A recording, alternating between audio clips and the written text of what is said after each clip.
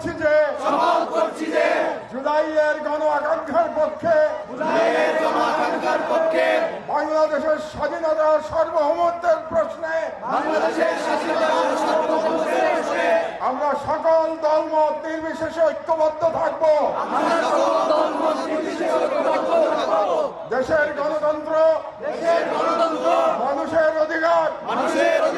ও জাতীয় স্বার্থের বিরুদ্ধে যে কোনো দমনমূলক ফ্যাসিবাদী ও পরাধীনতামূলক রাজনীতির বিরুদ্ধে প্রতিরোধ করে তুলব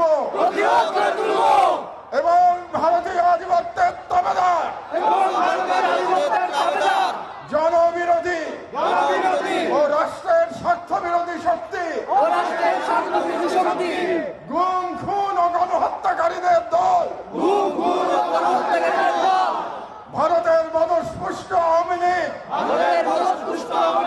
তাদের সহযোগী তাদের পক্ষে বয়ান উৎপাদনকারী কালচারাল ফ্যাসিস্ট কাউকে এই বাংলাদেশে অপরাজনীতি করতে দেব না